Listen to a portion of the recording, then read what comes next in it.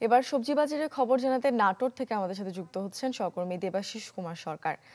দেবাশিস, একটু জানাবেন যে আজকে সবজির বাজার দর কেমন, কিসের দাম বেশি আছে? মূর্ছনা আসলে শীতকালীন সবজির যে বিষয়টা, সে সবজি হচ্ছে সব ধরনের সবজিরই এক প্রকার দরপতন ঘটেছে।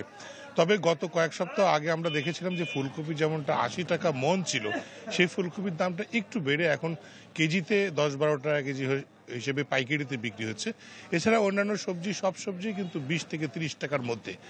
আলু ১৭ টাকা থেকে শুরু করে ১৮ টাকা পর্যন্ত পাইকারি হচ্ছে, খুচরা পর্যায়ে ২০ টাকা ১৯ টাকা করে আরও বিক্রি হতে দেখা গেছে।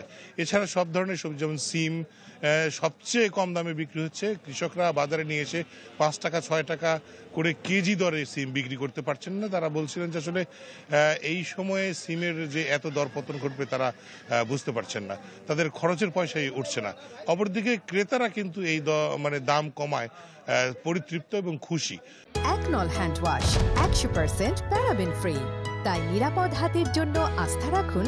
তবে কৃষক পর্যায় থেকে অভিযোগ উঠেছে যে আসলে তারা যখন পণ্য উৎপাদন করেন, সেই পণ্যের বিপণন ব্যবস্থা পরিকল্পিত না হওয়ার কারণে এবং তাদের যে সরকারি থেকে বিভিন্ন ধরনের উদ্যোগ গ্রহণ করে, যেমন হিমাগার প্রতিষ্ঠা সহ বিভিন্ন যে বিষয়গুলো, সেটার দাবিগুলো পূরণ না হওয়ার কারণেই কৃষকরা বারবার এই দরপতনের সম্মুখীন হচ্ছেন।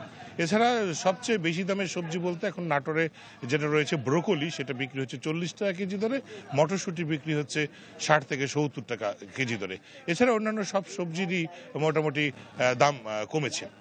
তবে দোকানিরা যেমনটা বলছেন যে দাম কম হওয়ার ফলে দামও কম হওয়ার যে কারণটা, সেটা হচ্ছে অত্যধিক শীতে মানুষ শীতকালীন যে সবজি সেটা অনেকেই কিনছেন না। এই না কেনার ফলে চাহিদা কম থাকায় দাম দাম পড়ে গেছে। আর কৃষকরা বলছেন যে আসলে সরকারি তদারকি বাড়ানোর প্রয়োজন তাদের ন্যায্য মূল্য নিশ্চিতে। মূর্ছনা।